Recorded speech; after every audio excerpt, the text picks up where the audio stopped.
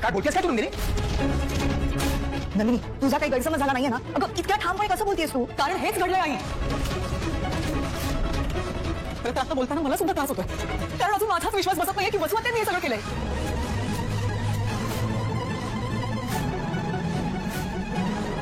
अगं का वाटेल ते आरोप करतेस तू? मी का करेन तुला किडनॅप आणि कोणाला सांगून? दीपकला सांगू, दीपकला सांगू, दीपकला सांगू, दीपकला सांगू. भांडणं आवडत होतं. तुमच्यासारखी माणसं आहेत ना बाकीच्या माझ्यासाठी. अहो नवरा बायको असते भांडणच ना गं. मातीच्या सोय तुम्ही दाब नको करा ना पटकन. अगं तू थोबाड उचकायला येत असेल तेव्हा मी थोबाड उचकणार ना. कुत्रीसारखी मागे लागली आहे. मूर्त्या सांग कुठे गेला होता? आता तुझं डोकं फोड तिकडे. सांग बोल बोल बोल बोल. तुला उशीर का झाला बोल? अगं बोल. चेन तुटली होती. अरे मूर्त्या तू धोतर नेसतोय ना? सायकलची चेन तुटली होती. तिला वय उशीर झाला ना? खोटं बोल. अरे मला माहिती आहे ना तू कसा ते खोटं बोल. बोलतोस की सांग नाही तर अशी मारीन तुला. वाचवा वाचवा मला ही बाई जीव घेईल माझा. हे कोण आहे? कुठून आले? मुंबई. ज्ञानोदर होईलच प्रेम मालिकेच्या आजच्या भागामध्ये आपण पाहत आहोत. नंदिनी सगळ्यांसमोर वसवत्याचं पितळ उघड करत असते. सगळ्यांना सांगितलेलं असतं आमच्या लग्नातून मला किडनॅप करणारी व्यक्ती दुसरी तिसरी कोणी नसून वसवत्या आहे. हे जेव्हा सगळ्यांना समजतं तेव्हाच वसवत्या म्हणते अगं नंदिनी काय बोलतेस हे तू? असले आरोप कसे काय करू शकतेस तू माझ्यावर? त्यावरच इकडे विक्रम म्हणत असतात नंदिनी तू आरोप कोणावर करतेस आणि वसवत्या हे सगळं करण्यामागे काय कारण आणि त्यासोबत तुझ्याकडे काय पुरावा आहे? त्यावरच मानिनी म्हणत असते अगं नंदिनी असं काय करतेस तू? वसवत्याने तुला लग्नातून किडनॅप केलं होतं. त्यावरच नंदिनी म्हणत असते हो मला लग्नातून किडनॅप करणारी व्यक्ती दुसरी तिसरी कोणी नसून वसवत्या आहे. त्यावेळेस वसवत्या म्हणत असते काय काय पुरावा काय आहे तुझ्याकडे? मी तुला लग्नातून किडनॅप केलं काही काय बोलतेस? इकडे काव्याला वॉशरूमला जायचं असतं म्हणूनच ते काहीतरी ठिकाण किंवा एखादं वॉशरूम किंवा एखादं घर हॉटेल अशा काही गोष्टी ते शोधत असतात. आता चालत चालत थोडंसं पुढे आल्यानंतर त्यांच्या कानावर भांडण ऐकायला येतं. एक नवरा बायको खूप भांडत असतात. खरं तर ती व्यक्ती मगाशीचीच असते. ती म्हणजेच की इथे जेव्हा ती व्यक्ती सायकल चालवत होती आणि सायकल चालत असताना त्या व्यक्तीची रिंग खाली पडली होती तेव्हाच पाराने त्याला मदत केली होती. तेच ते बाबा असतात. इकडे हे दोघे सुद्धा तिथे जाऊन पोहोचतात. आता हे दोघे तिथे जाऊन पोहोचल्यावर आता लगेचच लोक भांडत असतात. काव्या आणि पार्थ इथे दोघेही मधोमध उभे असतात. त्यांना तर समजत नसतं काय चाललंय म्हणून. तेवढ्यातच त्या मावशींच्या हातामध्ये पाण्याची बादली असते. आता त्या लगेचच दुरूनच ती पाण्याची बादली त्यांच्या अंगावर फेकतात. आता पाण्याची बादली नवऱ्याच्या अंगावर फेकलेली असते पण त्यामध्येच काव्या आणि पार्थ पूर्ण ओलेचंब झालेले असतात. इकडे मात्र ते बाबा म्हणत असतात वाचवा हो वाचवा. त्यावरच त्या म्हणत असतात सांग एवढा उशीर कसा झाला? कुठे गेला होतास तू? बोल बोल का बोलत नाहीये? सांग ना सांग एवढा उशीर तुला कसा झाला? तू कुठे गेला होतास? या सगळ्या गोष्टी इथे आता ते बोलत असतात. त्यावरच आता इथे ते म्हणत असतात अगं असं काय करतेस? मी यांच्याबरोबर तर होतो मी यांच्यासोबत तर होतो मग हे कोण आहेत? उंदराला मांजराची साक्ष बोला ना हे आहेत तरी कोण? त्यावेळेस ते म्हणत असतो मी पार्थ आणि मी काव्या म्हणजे अहो आम्ही नवरा बायको आहोत. अच्छा तुम्ही आपण हा कोण आहे? अच्छा अहो मी अर्कितिक आहे काय कोण आहेस? त्यावर काव्या म्हणते अहो ते गवंडी आहेत. गवंडी? तेव्हाच पार्थ म्हणत असतो अहो काही काय म्हणताय? अरे एवढा सुटबुट घालून गवंडी मला फसवतोयस? त्यावरच आता इथे तो म्हणत असतो अहो काही काय मी बिल्डिंगचं डिझाईन करतो. अच्छा असं आहे तर आता मला सांगा तुम्ही खरं नवरा बायको आहात ना? त्यावरच पार्थाने काव्या म्हणत हो आम्ही खरंच नवरा बायको आहोत. तसं काय झालंय ना आम्ही इकडे मुंबईला निघालो होतो वाटेतच दरड कोसळली आणि ह्यांना वॉशरूमला जायचं. वॉशरूमला म्हणजे अगं ते बाबा म्हणत असतात अगं परसाकड अच्छा असं होय आतमध्ये जा तिथे डाव्या हाताला आहे बघ जा पटकन असं म्हणूनच ती आतमध्ये निघून जाते. इकडे मात्र आता लगेचच त्या म्हणत असतात आता दरड कोसळली आहे पाहुणं ओल्लं झाला आहात मग कसे आणि कुठे जाणार आहात? तेवढ्यातच पार्थ म्हणत असतो नाही त्याची काही हरकत नाही आम्ही इथेच कुठेतरी एखादं हॉटेल वगैरे काहीतरी शोधू. त्यावेळेस मावशी म्हणत असतात आता इथे कुठे हॉटेल मिळणार आहे तुम्हाला? हॉटेल इथे कुठेही नाहीये. त्यासोबत सगळ्यात महत्वाची गोष्ट म्हणजेच की तुम्ही अजिबातच इथून जायची काही करू नका. तुम्ही इथेच राहा. अहो इथे लांबपर्यंत हॉटेल कुठेच नाहीये आणि आता आहे बघा अतिथी देवो भव तुम्ही माझ्या नवऱ्याची मदत केली आहे ना मग असं समजा. त्यावेळेस बाबा म्हणत असतात हो तुम्ही आजची रात्र आजचा मुक्काम इथे आमच्याकडेच करा. त्यावेळेस काव्या म्हणत असते नाही नको आम्ही जातो आम्ही आमची घरी सगळेजण वाट बघत असतील.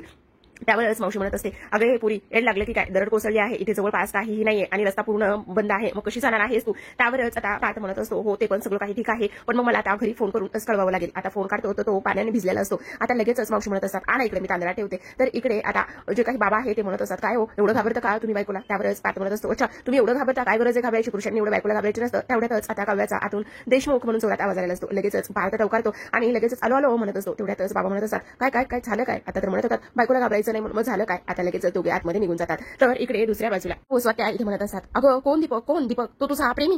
हे ऐकल्यानंतर सगळ्यांना खूप मोठा धक्का बसतो. आता इथे जीवा म्हणत असतो वसवत्या काय बोलतेस भानावर आहेस का? आणि तो दीपक तिच्यावर प्रेम करत होता नंदिनी नाही हे सगळ्यांना माहिती आहे. त्यावरच आता वसवत्या म्हणत असते अरे तेच तर मी भानावर आहे पण हिचं काय करायचं आहे? ही आहे का भानावरती? परत नंदिनी म्हणत असते अहो हे एवढं सगळं काही कृत्य करत असताना तुम्ही भानावर होतात का आणि तुम्ही काय आता म्हणत आहात? त्यावरच आता वसवत्या म्हणत असते अगं तू भानावर नाहीयेस असे बिनबुडाचे आरोप मी सहन करून घेणार नाही. त्यावरच नंदिनी म्हणत असते आता खोलीमध्ये तर सगळं काही कबूल केलं होतं. आता खोलीमध्ये तर मला चॅलेंज केलं होतं काय करणार आहेस? सगळ्या सगळ्यांसमोर सांगणार आहे का काय पुरावे आहेत म्हणून. अहो बाबा ह्या खोटं बोलत आहेत. आता जेव्हा खोलीमध्ये बोलत होतो तेव्हा सगळ्या गोष्टींची मी कबुली दिली आणि त्यासोबत सगळ्यात महत्त्वाची गोष्ट म्हणजे की यांच्या मोबाईलमध्ये दीपकचा सुद्धा नंबर आहे. हे सगळं ऐकल्यानंतर सगळ्यांना खूपच मोठा धक्का बसत असतो. त्यावरच आता विक्रम म्हणत असतात काय चाललेलं आहे हे वसत आहे. नंदिनी म्हणते ते खोटं नाही का खरं आहे का काय आहे नेमकं मला कळत नाही. त्यावरच वसत्या म्हणत असते अरे विक्रम तू ह्या काय कालालेल्या मुलीच्या बोलण्यावर विश्वास ठेवतोयस आणि तुझा ताईवरती विश्वास नाहीये का. त्यावरच तो म्हणत असतो पण नंदिनी अशी मुलगी नाही की कोणावरही उठसुटी आरोप करेल असं होणं शक्यच नाही. त्यावरच वसत्या म्हणत असतात म्हणजे तुला काय म्हणायचं आहे नेमकं हे सगळं मी केलेलं आहे आणि ही काही म्हणेल नंदिनी आणि तुम्ही सगळेजण तिच्यावर विश्वास ठेवाल का. त्यावरच मानिनी म्हणत असते नाही वसत्या असं नाहीये पण तरी सुद्धा आम्हाला नंदिनीचं बोलणं विचार करायला भाग पडते. त्यावरच विक्रम म्हणत असतात काय चाललेलं आहे हे सगळं आणि नंदिनी म्हणत आहे खरंच तुझ्या मोबाईलमध्ये दीपकचा नंबर आहे का. त्यावरच नंदिनी म्हणत असते हो बाबा खोलीमध्ये मी स्वतः दीपक नाव टाकलं की सर्चला लगेच दीपकचा नंबर आलेला आहे आणि पाहिले आणि त्यांनी ही गोष्ट सुद्धा इथे सिद्ध केलेली आहे. त्यावरच विक्रम म्हणत असतात वसत्या तू एवढं वसुताई तू एवढ्या सगळ्या का बरं आणि कशामुळे गोष्टी केलेल्या आहेत. त्यावरच आता वसत्या म्हणत असते विक्रम तुला सुद्धा तुझ्या ताईवर भरोसा नाही का आणि त्याचबरोबर हे असे आरोप मी सहन करून घेणार नाही. तुला माझ्या मोबाईलमध्ये दीपकचा नंबर पाहायचा आहे का आणि हे बघ घे माझा मोबाईल घे आणि एकदा चेक कर. पण एक गोष्ट लक्षात ठेव दीपकचा नंबर सापडला नाही तर माझ्या एवढं वाईट कोणीच नसेल. आता विक्रम लगेचच तिचा मोबाईल हातामध्ये घेतात. तिचा मोबाईल हातावर घेतल्यावर लगेचच आता इथे दीपक नाव टाकल्यावर कुठलाही नंबर इथे येत नसतो आणि तेव्हा इथे कारण वसत्याने आतापर्यंत तरी तो पुरावा नाहीसा नष्ट केलेला असतो. आता विक्रम म्हणत असतात अगं काय हे नंदिनी याच्यामध्ये कुठलाही नंबर नाहीये नाही दीपकचा आहे नाही दीपकच्या नावाने दुसरा कोणाचा आहे तू असं कसं बोलू शकतेस. हे बघ त्यावरच आता नंदिनी म्हणत असते हे कसं शक्य आहे बाबा आणि मी खोटं नाही बोलत आहे. मी स्वतः पाहिलं होतं मी स्वतः इथे सर्च केलं होतं तेव्हा दीपक नावाचं आलं होतं मग मी का खोटं बोलेल हे मी खोटं बोलणं शक्यच नाहीये. आता मात्र इकडे नंदिनीच्या लगेच डोक्यामध्ये विचार येतो नाही ह्यांनी हे सगळं काही डिलीट केलेलं असावं. म्हणत असतात हे काय नंदिनी यामध्ये कुठलाच नंबर नाहीये दीपक नावाचा. त्यावरच नंदिनी म्हणत असते असं कसं होऊ शकतं बाबा मी खरं सांगते तुम्हाला मी खोलीमध्ये गेले होते तेव्हा आम्ही बरोबर ऐकलं होतं बरोबर पाहिलं होतं त्यामध्ये दीपक नावाचा नंबर आहे. त्यावरच आता नंदिनीला इथे बोलणं आठवत असतं तू आता काल आलेली मुलगी आहे या घरामध्ये आणि सगळेजण मला म्हणतात तुझ्या बोलण्यावर कोणीही विश्वास ठेवू शकणार नाही. त्यावरच नंदिनी म्हणत असते मग बहुतेक वसत्याने नंबर डिलीट केला असेल. त्यावरच जीवा म्हणत असतो नंदिनी मला एक गोष्ट सांग तू शुअर आहेस की त्यामध्ये त्या फोनमध्ये इथे दीपकचाच नंबर होता. त्यावरच नंदिनी म्हणत असते हो जीवा मी का खोटं बोलेन मी नाही खोटं बोलू शकत तुमची शपथ घेऊन सांगते मी खरं बोलत आहे मी नाही खोटं बोलत आहे. आता मात्र इथे जीवाची शपथ घेतल्यामुळे सगळेजण हादरलेले असतात. जीवा म्हणत असतो एक मिनिट वसत्या नंदिनी माझी कुठलीही खोटी शपथ घेणार नाही. त्यावरच आता ती म्हणत असते ती खोटी शपथ घेणार नाही ती अशी कोण लागून गेली रे आणि त्यासोबतच इथे बायकोची बाजू घेऊन माझ्यासमोर बोलायला येऊ नकोस आणि ती खोटं बोलत आहे का खरं बोलत आहे हे मला माहिती नाही पण माझ्या मोबाईलमध्ये दीपकचा नंबर नाही हे मात्र तेवढंच खरं आहे ना. आता लगेचच इकडे नंदिनीला दुसरा पुरावा आठवत असतो आणि तो म्हणजेच की इथे पिहूचं बोलणं तिला आठवलेलं असतं आणि त्यावरच आता वसत्या म्हणत असतात हे काय तुझ्याकडे आणखी कुठला पुरावा आहे. आता त्यावर नंदिनी म्हणत असते हो आहे ना तुम्हाला पुरावा हवाय ना देते ना मी पुरावा. त्यावर वसत्या म्हणतात दे ना मग कुठला पुरावा आहे. त्यावर नंदिनी म्हणत असते आता तुमच्यासमोर असा खणखणीत पुरावा सादर करते ना ती माझ्या खरेपणावर आणि तुमच्या खोटेपणावर सगळ्यांना विश्वास ठेवावाच लागणार आहे. हे ऐकल्यानंतर सगळ्यांना खूपच मोठा धक्का बसत असतो. आता काय पुरावा देणार आहे असं इथे वसत्याला वाटत असतं पण नंदिनी मात्र तिच्या त्या बोलण्यावर अगदी स्पष्ट वक्तेपणाने आणि ठामपणे मत मांडून असते. आता ती म्हणत असते हे नंदिनी बोलू नाही तर ती करून दाखवते समजलं असं म्हणूनच आता ती पुरावा आणण्यासाठी म्हणजेच आपल्या पिहूला आणण्यासाठी तिच्या खोलीमध्ये गेलेली असते. आता ही कुठला पुरावा देणार आहे ह्यामुळे तर सगळ्यांना खूपच मोठा धक्का इथे बसलेला असतो. पण वसूला आता प्रश्न पडतो की पिहू काय बोलेल म्हणून. तर इकडे दुसऱ्या बाजूला ज्या मावशीने बाबांच्या घरी हे दोघे जण थांबलेले असतात त्या घरी आता त्या मावशीने इथे काव्याला त्यांची साडी नेसायला दिलेली असते. अगदीच ते लुगड्या टाईपच असते आणि कॉटनची असते त्यामुळे त्यामध्ये काव्या अगदीच कुठून दिसत असते. तिचं ते रूप पाहून मावशी म्हणत असतात बाई बाई बाई बाई काय ते रूप काय ते साज काय ते चेहऱ्यावर हसू आलेला आहे काय दिसतेस ग तू कमाल. पण मला एक गोष्ट सांग पुरी तुझं लग्न झालं आहे का ग. त्यावरच काव्या म्हणते हो असं का म्हणता लगीन तर झाले ना. अगं मग तुझ्या कपाळाला कुकू नाहीये ना. त्यावरच ती म्हणत असते टिकली आहे ना. अगं टिकलीवरून कोण म्हणेल लग्न झाले म्हणून कसं असं भरगतच कुकू लावायचं मग बघ कशी छान नक्षत्रवाणी दिसतेस बघ तू. त्यावरच काव्या म्हणत असते अच्छा असं म्हणताय का हो मग काय तर बघ तुला मी असं कुकू भरून देते असं कुकू लावून देते ना तर तू अगदीच गोड अशी दिसली पाहिजेस असंच आता इथे त्या मावशी म्हणत असतात. आता लगेचच त्या म्हणत असतात चल चल बघ तुझा धनी ना अगदीच तुझ्याकडे पाहतच बसेल बघ मी तुला असं कुकू लावून देते. आता लगेचच ते हसायला इथे सुरुवात करत असतात आणि तेव्हा इथे बघ माझ्यासारखं जरा खळखळून हसत जाय ना दाता दिसतोच तर कारण मावशी अगदीच विनोदी असतात आणि तेव्हा त्या देवासमोर कुंकू घेऊन येत असतात. कुंकाचा करंट आणल्यानंतर इथे काव्याच्या कपाळावर त्या मस्त अडविरेक अशी कुंकाच्या पद्धतीने लावून देत असतात आणि तेव्हा काव्याचं रूप जे आहे ते अगदीच उठून दिसत असतं. काव्या त्या साडीमध्ये आणि त्या लुकमध्ये अगदीच कमाल दिसत असते. त्यावरच मावशी तिचं कौतुक करत असतात म्हणत असतात खरंच माझीच नजर नको बाई लागायला तुला तू काय गोड दिसतेस काय कमाल दिसत आहेस खरंच खरंच खरंच. आणि ते काव्या मात्र अगदीच लाजलेली असते. ती आता म्हणत असते अगं लाजतेस काय आणि चल त्या भाकऱ्या करायच्या आहे. त्यावरच काव्या म्हणते काय भाकऱ्या हो काय रे तुला काय तुझी सासू आहे की नाही का गेलीवर हो आहे ना असं काय म्हणताय मग आहे ना मग तुला तुझ्या सासूने भाकऱ्या वगैरे काही शिकवल्या आहेत की नाही. तेव्हा काव्या काहीच बोलत नाही काही हरकत नाही चल चल मी तुला अशा भाकऱ्या शिकवते ना आज की तुझा नवरा खातच राहायला पाहिजे आणि तुझ्याकडे बघतच राहायला पाहिजे असं म्हणता क्षणी आता काव्याला प्रश्न पडतो अच्छा म्हणजे भाकऱ्या करायच्या आहेत आणि त्या सुद्धा चुलीवरती. आता मला जमेल काय चुलीवरती भाकऱ्या करायला असा प्रश्न तिला पडलेला असतो. पण किती नाही म्हटलं तरी सुद्धा आजची रात्र तरी ते घालवायचीच आहे आणि त्यामुळे आता काव्या विचार करत असते नाही आता हा देशमुख आणि त्याचबरोबर इतरांना सुद्धा खायला पाहिजेच की नाही भूक तर लागलेली आहे मग आता ह्या मावशी बरोबर जाऊन भाकऱ्या करणं ते तेवढंच योग्य आहे चला असं म्हणूनच आता ती मावशीसोबत जाते कारण आता स्वयंपाक करायचा असतो. तर इकडे दुसऱ्या बाजूला नंदिनीने पिहूला हॉलमध्ये आणलेलं असतं. पिहू पाहायला गेलं तर खूपच जास्त घाबरलेली असते. तेव्हा आता नंदिनी म्हणत असते पिहू बाळा सॉरी पण मला तुला आता हे सगळं काही विचारायचं नव्हतं किंवा तू ह्या सगळ्या गोष्टीतून जात आहेस तरी सुद्धा अगदी नंदिनीच्या वतीने तुला खरंच सॉरी पण आता तुला सांगावंच लागेल. बोल पिहू, त्या दिवशी तू वसवात्याच्या खोलीच्या बाहेर काय ऐकलं होतंस, काय पाहिलं होतंस, म्हणजे तू ऐकलं आहे ते सगळं सांग. त्यावर म्हणजे म्हणत असते, बोल पिहू, काय ऐकलं होतं बाळा, सगळं खरं खरं सांग. इकडे पिहू खूप घाबरलेली असते. तेवढ्यातच आता इथे मी म्हणत असतात, पिहू अजिबातच घाबरू नकोस, तुला घाबरण्याची काही गरज नाही. आणि त्यासोबत सगळ्यात महत्त्वाची गोष्ट म्हणजे की तुझा बाबा आहे इथे, तुला कोणीही काही करणार नाही, त्यामुळे तू अजिबातच घाबरू नकोस. अशा ह्या सगळ्या गोष्टी तिला पिहूला सगळे जण सांगत असतात. आणि पिहूला ह्या सगळ्या गोष्टी सांगितल्यावर आता पिहू तिच्या मनातील सगळ्या गोष्टी इथे सांगायला घेत असते.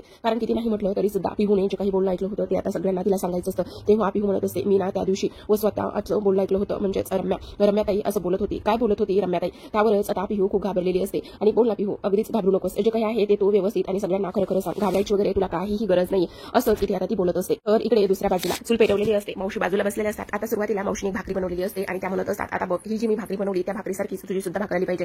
आता पिहू इथे म्हणत असते, मी त्या दिवशी वसवात्याच्या वसुमावशीच्या खोलीबाहेर असं ऐकलं की वसुमावशी इथे बोलत होती, नंदिनी वहिनीच्या लग्नातून तिला किडनॅप मी केला आहे आणि ते सुद्धा दीपकच्या वतीनं, दीपकला हाताशी घेऊनच मी किडनॅप केला आहे, हे सगळं मी ऐकलेलं आहे. तर इकडे आता अगं तुला हे पीठ मळायचं आहे, मग नवऱ्यावरचा जेवढा राग आहे ना तेवढा त्या पिठावर काढायचा, म्हणजे भाकर कशी मऊसूद आणि छान अशी तयार होते, अगदीच लुसलुशीत.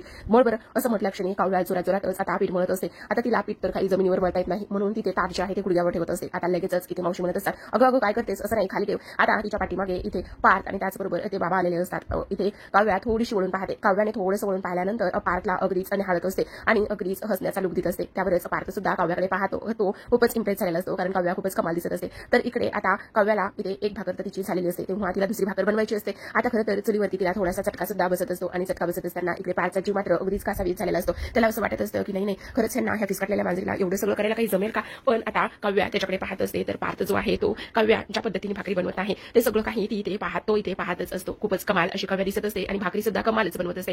आता इकडे नंदिनीने हा पुरावा दिलेला असतो. ती म्हणत असते, आता बोला, आता तुम्हाला ह्या सगळ्या गोष्टीवरती काय बोलायचं आहे. इथे नंदिनी म्हणत असते, बघितलं, सांगितलं ना, आता ह्यावर तुम्ही काय बोलणार आहात. आई तुम्हाला एक गोष्ट सांगू का, पिहूला फिट येण्याचं कारण सुद्धा वसवात्याचं आहे.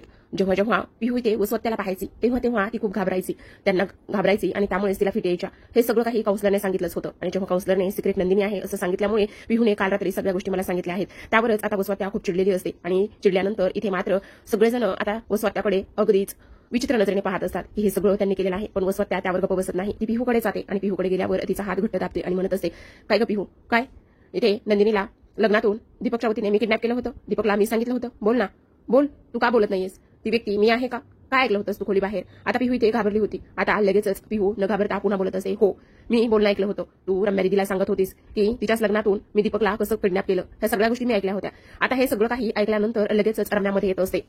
रम्याला असं वाटत असतं, नाही आई आता चिडलेली आहे, आई आणि आता आई ह्या सगळ्या गोष्टी बोलेल तर उगाचच नाही त्या गोष्टी होतील. आता लगेचच रम्या बोलत असते, अगं आई आपण ह्या पिहूच्या बोलण्यावर का आणि कशामुळे विश्वास ठेवायचा, ती किती लहान आहे आणि ती खरं बोलत असेल हे कशावरून. लास्ट टाइम बघितलं ना आम्ही पत्र लिहिलं होतं आणि त्यावरच कशा पद्धतीने हिने सगळ्या गोष्टी लपून ठेवल्या होत्या आणि त्यावेळी ऐन वेळेला सांगितलं की त्यावरती पार्थचं नाव मी लिहिलं होतं म्हणून आणि ते पत्र पार्थपर्यंत पोहोचवलंच नव्हतं. मग आपण कशावरून तिच्यावरती आता लक्ष ठेवायचं आणि नजर ठेवायचं. त्यावरच आता इकडे नंदिनी म्हणत असते, एक मिनिट रम्या, माहिती ना त्या दिवशी जेव्हा तू तिच्या घेऊन होतीस आणि सूप घेऊन गेली होतीस तेव्हा कशा पद्धतीने तिला इथे बजावू आणि दटावू जे काही ऐकलेलं आहे ते तिच्याकडून काढून घेण्याचा तू प्रयत्न करत होतीस. या सगळ्या गोष्टी मी ऐकलेल्या आहेत. काय इथे स्वतःची बाजू सावरण्याचा, त्याचबरोबर तिच्यावर कुठलेही आरोप न येण्याचा पुरेपूर प्रयत्न करत होती. लास्ट टाइम कशा पद्धतीने पिहू खोटं बोलली होती, कशा पद्धतीने सगळ्या गोष्टी केल्या होत्या हे रम्या रडून सगळ्यांना सांगत होती आणि त्यामुळे आता ती म्हणत असते, लास्ट टाइम पिहूने काय केलं होतं, मग आता आपण पिहूवरती का आणि कशासाठी विश्वास ठेवायचा, आपण तिच्यावरती नाही विश्वास ठेवू शकत, प्लीज कोणी विश्वास ठेवू नका. आणि तेव्हाच आता इथे नंदिनी म्हणत असते, अच्छा म्हणजे आता, त्यावर रम्या म्हणत असते, हो म्हणजे आता मला असं वाटतंय की तू पिहूचं मन वळवण्याचं काम केलेस आणि पिहूला हे सगळ्या गोष्टी तू सांगितलेल्या आहेस. त्यावरच आता नंदिनी म्हणत असते, हे बघ मी असं काही केलेलं नाहीये, जे काही आहे ते तू केलेलं आहेस आणि ह्या सगळ्या गोष्टी इथे तुमच्यामुळे झालेल्या आहे, समजलं. तुला असं वाटतंय की मी पिहूचं मन बदललंय, पिहू काय एवढी लहान थोडी नाही की मी तिचं मन बदललं. ह्या सगळ्या गोष्टी आता इथे बोलत असते. नंदिनी सगळ्यांना सांगत असते, बाबा आई प्लीज, इथे रम्या खोटं बोलत आहे आणि त्यासोबतच तिला स्वतःला वाचवण्यासाठी इथे खोटं बोलत आहे, तुम्ही हिच्यावर अजिबात विश्वास ठेवू नका, असं इथे बोलत असते. प्रेक्षकांनो आजच्या भागामध्ये एवढेच. आज सुद्धा तुम्हाला कमेंटद्वारे सांगायचं आहे तुम्हाला कुठली जोडी जास्त आवडलेली आहे, त्याचबरोबर आपल्या काव्याचा हा जो काही नवीन लुक आहे तो सुद्धा तुम्हाला कसा वाटला, काय वाटला हे सुद्धा तुम्हाला सांगायचं आहे. इथे आता पुढील भागामध्ये आपण पाहत आहोत काव्या मस्त इथे जेवण बनवत असते, लाईट गेलेली असते. तेवढ्यातच आता पार्थने कंदील घेऊन तिच्या समोर आलेला असतो आणि तेव्हाच तिच्या समोर आलेली ती केसाची बट तो बाजूला करत असतो आणि ते गाणं सुंदर असं प्ले झालेलं असतं, रूप तुझं नक्षत्रवाणी. आणि तेव्हा काव्या सुद्धा त्याच्याकडे पाहतच असते. दोघे सुद्धा एकमेकांच्या नजरेमध्ये बराच वेळ असेच हरवलेले असतात. आता सगळ्यात महत्त्वाची गोष्ट म्हणजे प्रेक्षकांनो इथे आता दुसऱ्या बाजूला आता नंदिनी वसवात्या समोर गेलेली असते आणि ती म्हणत असते, वसवात्यानेच दीपकच्या वतीने मला किडनॅप केलं होतं, हा पुरावा मी तुम्हाला 24 तासाच्या आतमध्ये आणून देईल, समजलं. कारण ह्या सगळ्या गोष्टी मागे इथे वसवात्याच आहेत हे मी सिद्ध करेल आणि त्याकरिता मला 24 तास हवे आहेत. ह्या सगळ्या गोष्टी आता इथे नंदिनी बोलत असते. आता मात्र इथे ती तिथून जायला निघत असते कारण तिच्या हातामध्ये ते ड्रॉइंग सुद्धा असतं जे इथे आपल्या पिहूने काढलेलं असतं. आता लगेचच रम्या पुढे येते आणि रम्या पुढे आल्यानंतर इथे नंदिनीचा हात धरते आणि नंदिनीचा हात धरल्यानंतर ती म्हणत असते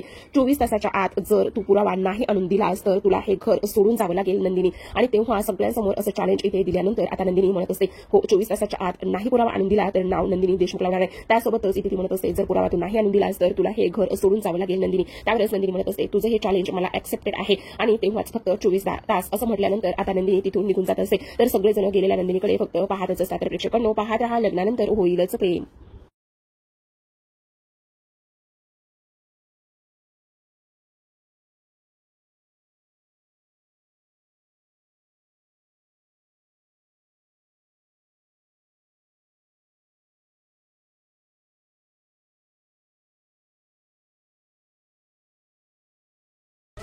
आणि पिहूला पीच येण्यामागचं कारण सुद्धा वसू हत्याचं. पिहू वसू हत्यांना बघून सतत घाबरत होती कारण तिने वसू हत्या आणि रम्याचं बोलणं ऐकलं होतं. काय या सगळं काय म्हणणं तुझं? ओके विक्रम, दादा तर खोटं बोलते. तुमच्या सगळ्यांसमोर मला बदनाम करण्याचा तिचा हेतू आहे, दुसरं काय? ताई हो काय बोलताय तुम्ही? आता पिहूने स्वतः तिच्या तोंडाने सांगितलं ना हो. तो मागणी मला हेच कळत नाहीये की पिहू असं का बोलते ते. पिहू ए बाळा, काय ऐकलंस तू? हे सगळी बोलली का बाळा? तू चुकीचं ऐकलंस ना? हो ना? आई आता पिहू काय वाटेल ते बोले, पण यांनी विश्वास ठेवावा का तिच्यावर? कशाच्या बेसवर आपण तिच्यावर विश्वास ठेवणार आहोत? मागच्या वेळी माझ्या पत्रात नको ते लिहून सगळ्यांसमोर मला खोटं काढलं होतं तिने. आता सुद्धा तेच करते माझ्या आईबरोबर ती. वाटेल ते बोलू नकोस रम्या. मागे एकदा पिहूला सूप पाजायचं म्हणून तिला तिच्या खोलीत घेऊन गेली होतीस तू आणि खोदून खोदून काहीतरी विचारत होतीस. तू काय विचारत होतीस ते मला आता कळतंय. हे बघ नंदिनी, तुला हवा त्याचा अर्थ काढून सगळ्यांची डोकी भडकवू नकोस. मामा मामी आता आपण पिहूवर विश्वास ठेवणार आहोत का? मागच्या वेळी सगळ्यांसमोर मला खोटं पाडलं तिने आठवत आहे ना? माझी रम्या कळकळून सांगत होती की तिने पाठलं पत्र लिहिलंय, त्याचं त्यांनी उत्तर दिलंय. ते हे पत्र मी नाही लिहिलं ते. त्या लेटरवर पाठवताना लिहिलंच नव्हतं, ते मी लिहिलं होतं. तेव्हा ही नंदिनी नव्हती, पण तुम्ही तर होतात ना. आई बाबा बाबा प्लीज तुम्ही रम्यावर विश्वास ठेवू नका. यावेळी तिला खोटं पाडण्यासाठी पिहूनी काही केलेलं नाहीये. मग तू केला की नंदिनी?